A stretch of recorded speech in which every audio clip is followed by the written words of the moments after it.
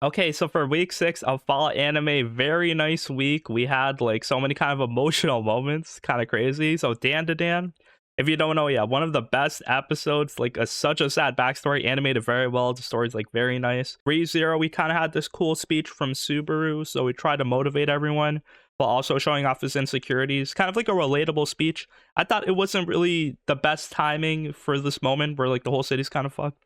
We kind of need someone more heroic to do the speech, but it's fine. It's good. Bleach is kind of nice. The fight animation goes crazy as everyone's kind of getting outmatched by these Quincy's. And then, Blue Lock, kind of like a crazy episode as well. They give Nagi his time to shine, kind of unexpected, but that was cool. And besides that, yeah, all the other episodes are kind of like very nice. So yeah, I'm gonna talk about the anime I watched this week. Let's get started. So for Dandadan, we have episode 7, one of the better episodes of like anime this year. I said that about episode 4 because it had the most insane peaks of animation, and then the classical music like remix there as well was so nice. But this one, so you know how shown in anime they do have that formula where you fight a villain, you get villain backstory. It's kind of sad. They went through some like tragic stuff in their past, and then it's over, we kill them. So yeah, Naruto does this, Demon Slayer does this, a lot of stuff do it, but when Dandadan does it, I think Science Saru like kind of enhances it with the animation, and then the writing is also like very good. So yeah, this backstory we got from Acro Silky, who's the new ghost we're fighting. We met her for literally 1 episode, so the fact that we got this like insane type of story, the emotions here were so good. So basically, yeah, they fight Acro Silky in this warehouse, kind of swallowed them last week, and then it spit them out when they lit it on fire. And now, yeah, it's kind of like dancing around this warehouse using its hair to attack people. So Okarun and Momo are just like trying to run away. We see Okarun can go all out at least once. At first, they kind of like tie her hair around the pillars of the warehouse, and after that, yeah, Okarun transforms and headbutts her and knocks her out. So yeah, very nice. It wasn't really that difficult. We defeated the Turbo Granny. She was like a really hard spirit. This one's just like a run-of-the-mill, kind of like a randomly strong ghost. And you think all is good and well, like easy villain to beat. We see that Ira is dead because she got swallowed by her earlier, and she doesn't have any like spiritual power resistance, so that just kills her. Her heart's not beating, and that's kind of crazy because this is like a main character. So it's like, do we revive her? Is she a zombie? Is someone gonna possess her body like in JoJo Part 6? But no, it looks like she has an aura. So then the ghost, Acro Silky, kind of considers her Ira's mom. So she's like, you can use my aura to power her up. That's kind of interesting. I didn't really expect this to go this way where like a character actually dies. But yeah, they're trying to revive her. Momo used her ghost power to like kind of pump her heart, but it doesn't work. So yeah, the ghost is dying. And during this aura transfer, we kind of get the backstory. And this is kind of told in a point of view of the mother. Yeah, this was like a 10-minute long kind of beautiful like backstory. The fact that we see like this mother kind of working hard for her child. The fact that, she's poor, but she wants to give her child like good things, like a dress, happiness, a birthday party to like, make her life better. It just felt so nice. And then, yeah, animation, music, the panning when they switch days, and you can kind of see the whole scene change. That was beautiful. When the mom was dancing in the city at night when she lost everything, that was crazy. And then she like fell off a building and died. Oh god. Basically her backstory is that like she's kind of poor, but she's like a single mother taking care of her daughter. She really likes dancing, so she kind of like helps her daughter learn how to ballet dance. So that's all good. And then yeah, one day she kind of spends some money on a dress. I guess like that money was used to kind of pay off her loans. So the Yakuza or whatever like loan sharks kind of go to her house, beat her up, kidnap her kid. Like what? That was the most fucked up part. That kid is everything to her.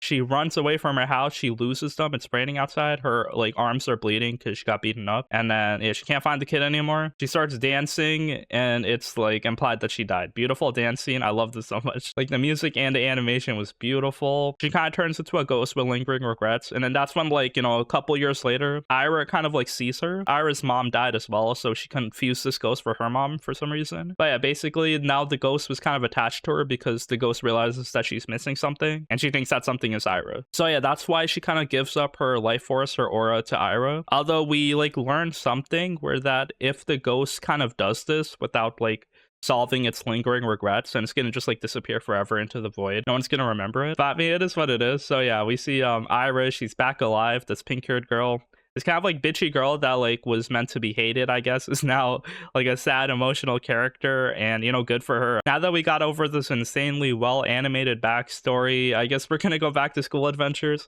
Okarun got his ball back, but it's only one, so he still needs the other one. But yeah, we did a lot in these past 2 episodes. It's kind of crazy how well it was like fitted into the story. And now yeah, new character Ira. I wonder what she's gonna do to like enhance the plot. But yeah, more stuff's probably gonna happen. This like anime kind of goes like insane like we do a lot of school adventures, but then after that, just like we're fighting ghosts and aliens at the same time. So yeah, insanely good episode. I think, you know, people consider this like the best episode of Dandadan.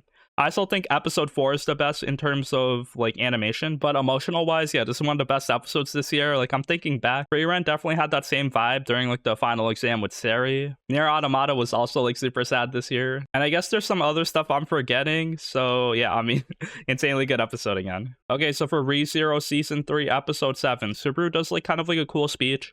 Have like a 10-minute long speech at the end of this episode. It was a 30-minute long episode too, so I was expecting a lot. Honestly, this episode was a bit mid, I'd say. I know, hot take. But yeah, the reason I say that is because everyone was saying, oh, I'm not worthy enough to do the speech. Like the purple-haired girl, Anastasia, like one of the royal selection girls. I'm like, bro, we're wasting time figuring out who's gonna do the speech. It doesn't matter at the end of the day. Just someone do it. Al doesn't even consider doing it. He's like, nah, it's not good enough. So yeah, Subaru volunteers when everyone gives up. I thought one, Liliana could just break Sirius's curse, but no, they need like this big speech because her kind of negative aura is still like around the whole city. Also, where's Reinhardt? Why doesn't he do the speech? Because everyone knows he's super strong, and then he's nowhere to be found. Like, bro, are you gonna lead me to believe he was just talking to his dad for like a whole day? So yeah, those two things were on my mind, but like if we just ignore all the kind of nitpicks I'm doing, like, okay, Subaru doing the speech, fitting, main character, let him cook. Also, before that, some stuff happens. So Amelia's like still a Regulus. She doesn't want to escape. She thinks that if she escapes, all the other kind of Regulus's wives will like get murdered or whatever. So she had the perfect chance to run away. I'm like, girl, come on, prioritize your safety. Nah, she wants to save everyone. Very fitting for her, though. She also is talking to Al on, like, this some kind of mirror speakerphone. So it was implied that Al was a traitor. It's not really, though. He kind of killed one of the sword people with the, like, the black robes. And then we realized, yeah, they were using the phones to communicate. So it was just like a convenient cliffhanger at the end of last episode. But Amelia kind of relays her position and some intel to Subaru's team. So that's cool. She's still safe. And yeah, she has to deal with Regulus soon. I guess Subaru won't die anytime soon because they're doing their plan. So if, like, I mean, if he does die, they have to just redo everything again. So Subaru does a speech. Al kind of warns him that, like, you know, it's really hard because everyone's gonna, like, rely on him. He has to be a hero. Like, he's a symbol in everyone's eyes. So yeah, it's a lot of, like, effort and pressure to like do the speech. So it's kind of like very relatable too. It's like when you're embarrassed and or nervous in school, and then like you kind of it's something that if you learn how to do public speaking, it's something you don't really do, because the way Subaru did the speech is like he started with like saying his insecurities instead of talking about the main subject point. He's like, oh, hello guys, I'm kind of like nervous, you can hear my voice shaking, but I'm gonna still like kind of talk anyway. He does the kind of like humble and honest approach where he's like kind of telling them who he truly is. He's not like a strong dude or anything. He's not trying to fool them, but he's saying we're all in this together. We might as well stay positive, look at each other. All hope is not lost as long as we're still alive. So yeah, he's like talking to all the survivors. Everyone is like still scared. We see like the two kids Garfield was saving, like they're also like still alive with each other. And then yeah, Amelia's like smiling, we're listening to the speech as well. So yeah, I mean, the point of the speech is to like give people hope, and now yeah, they can kind of fight back. He says he's the guy that defeated the Archbishop of Sloth, so he'll defeat the other guys. He's not afraid. So yeah, like everyone kind of believes in Subaru. They kind of listen to his speech. They're all happy now. Everyone clapped, I guess. And then yeah, that's it for the episode. So yeah, I mean, I don't think it needed to be 30 minutes, but I guess yeah, they dedicated a lot to the speech. So yeah, if you did like the speech, that's nice. I thought it was kind of mid. Also yeah, some characters kind of come through at the end of this episode. They heard the speech. Now we get Otto back on the team, and he brought in reinforcements. It's Reinhardt finally. This was kind of like a hype moment though, like with the music framing and then him walking in, and now he's like, yeah, Reinhardt now joins the battle. I'm not an expert in battle strategy, but yeah, I guess we'll see what's gonna happen next week. Is that next week is gonna be the finale actually. So yeah, this season has 8 episodes. I didn't really know that. But yeah, they're gonna have a second core next season pretty quick. But yeah, we have to wait a bit. And yeah, with that being said though, like this season has had a lot of like, you know, cool moments, a good setup for a new group of villains. And yeah, you know, in ReZero fashion, you know, people are suffering like a lot of destruction, a lot of overpowered characters. So we'll see what he does as the season finishes up and we get new ReZero in the future. Okay, so for Bleach, the 1000-Year Blood War Part 3, Episode 7. Insane episode again. Okay, so this was a Renshi fight this episode, which was nice. He fights Ishida. But yeah, like a lot of villains are really strong. We see like the sniper dude, he's like killing a lot of fodder, literally shooting them in the chest. I don't think they're dead, but I mean, I don't know how they're gonna heal that shit. Also after that, yeah, like the big fight here is that Uryu, he fights Renshi. One thing that you can expect from Renshi fights is that he's gonna lose. But yeah, like a lot of his fights, they kind of end the same way, where he, even though he loses, he shows up, his manly energy is there. He gets stronger each time he fights someone. There's like some cool like new upgrade with his like Bankai, his endurance. You know, like he's using Zabimaru like as usual, but there's some like cool upgrades. Like I thought this fight with Renji was one of the best this season. The thing is like the fact that you know the outcome kind of makes it a bit boring. But besides that, you know, very cool. We see Ashita has a lot of like different powers. One, he kind of like sucks you in a cage with his like arrows, and then he sucks out all your spiritual pressure. So that's like a very devastating move, like unless you break out of it. He still has Zabimaru, so like his Zabimaru is kind of like a big dragon lion form, and it can break up into other pieces. It can grab onto Ashita, and it does like giant explosions when it hits. So yeah, like Renji does this. He like kind of envelops Ashita in this giant like fire tornado, but he's still like kind of strong enough to like tank it. So yeah, Ashita kind of ends the fight by penetrating Renji in the heart with an arrow. That sucks, but again, like people really don't die in Bleach unless we see their body like literally cut in half, like destroyed, burnt on fire. So yeah, they can take a lot of damage. I don't think Renji is dead, but Ishida's being a menace, fighting all these people and beating them. So yeah, I mean, it feels like classic like Bleach storytelling where the villains will get like the upper hand so far, but then the heroes will kind of rally back and fight them off. So basically, we saw a sniper guy shooting some people this episode. We see Grimcho fighting the dude with the death dealer ability that poisons you. We see Kenpachi talking with Mayuri because they both kind of like went later on in the fight because they didn't want to get interrupted, and Kenpachi was using the bathroom, so he missed the first teleporting. The thing with Kenpachi in these types of fights is that like he's always lost, so you can expect him to like be there last. So you're just like expecting a lot of fights happening every week. All these other high-ranking Stern Ritters are no pushovers, so I guess they'll take a lot of effort to kind of like fight and beat. Okay, so for Blue Lock season 2 episode 7, insane episode. So this was an Aki episode. Last week we saw like, you know, the under 20, they had like this cool defender called Oliver. Basically he's like the main obstacle. There's also like a lot of other people, but yeah, like they all have their own weapons. Like everyone has speed, vision, teamwork, it's all there. And the actual match is like pretty intense. All these goals are like in a matter of inches. All have characters are in the right place in the right time. And yeah, we see Itoshi, he makes the first goal for the under 20 team. This dude is Ren's brother, so yeah, there's some like history there, which we know. And besides that, yeah, we're in a 1-0 hole. So yeah, do we give up? Isagi kind of keeps going. We see Ren, he kind of commands the ball now, so he's trying hard to aggressively kind of push the ball and score. But yeah, none of them, they can like beat the under 20 defense. But then they kind of rally back, like no one wants to give up. So, like Nagi kind of like comes out of nowhere. He grabs the ball with his foot, drags it behind him, taps it, and then jumps around, does this like kind of spinning roundhouse kick.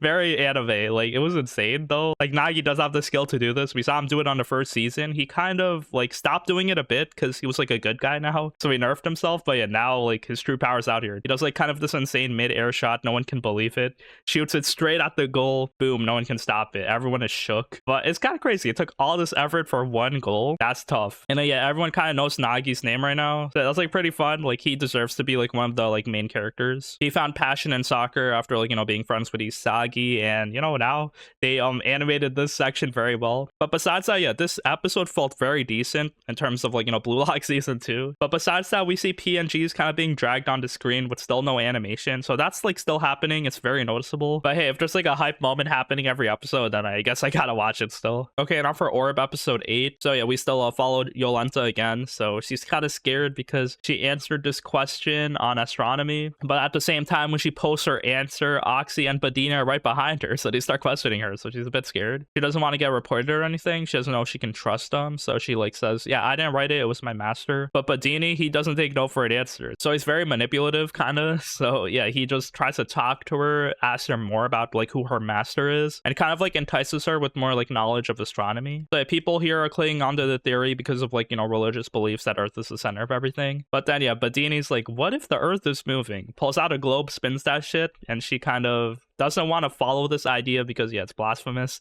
She realizes that the pursuit of truth is the most important thing above everything, above religion even. So she kind of talks to Count Piast, who was like one of the head researchers in the library. He's like an old man, and then he kind of like tells her to not give up because she's a woman, stuff like that. He's like a very like hard-headed guy, but he's like kind of like nice on the inside. Besides that though, the next day Yolenta kind of sees Oxy and Badini again, and she's like, yeah, I'll help you, I'll listen to you, but at the same time, like I work at this library and Piast is like in there, he might listen to our ideas. They can actually, you know, get a lot of like study information from him. He has a lot of resources. So I didn't expect this, but their like squad of people is expanding a lot. So yeah, we get Yolenta and Piast coming in next episode probably. But basically this theory kind of contradicts his theory. He's a bit salty because this is his life's work.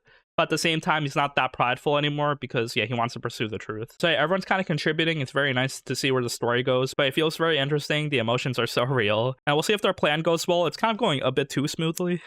I'm expecting some opposition happening in the future. Hopefully not. Okay, so for Stories of Girls Who Couldn't Be Magicians, episode 7. So the New Year's break kind of continues. The characters are kind of like exploring the school at night, and then they come across like this like big magic spot with a lot of energy. It starts capturing everybody, and then the kind of notebook technology magic doesn't work. So they have to use like ancient magic to stop this. And Kurumi, she knows ancient magic. She knows the symbols and the glyphs. Her heart isn't in it. She can't do it. So Yuzu takes over. Kind of like in the middle of everything, she like kind of uses her emotions to like save everybody. So that looks like what ancient magic is all about. Kind of like being strong and confident, and then, you know, putting all the glyphs together. Say Yuzu actually does ancient magic. The first character in this series besides Minami, the teacher. I was like, bro, Kurumi is over for her. She's like doubly devastated because Yuzu's better than her. Her dream is just gone. She has no purpose anymore. So sad. Again, this is still like kind of like a recycled plot point. Like, we know Kurumi can't do magic, but now they're just like rubbing it in. And, you know, she's giving up, so we have to deal with that. We have to stop her from giving up. But besides that, there's like a lot of setups in this episode. We see that the cat kind of saves them the second time because they get attacked by this black magic energy again. Basically, the cat is like this hot, like blonde teacher. He's like the nurse. He's kind of stuck in cat form for the most part, so that's interesting. We see the other kind of evil purple-haired person in the back. He or she is Kurumi's sibling. That's interesting. What?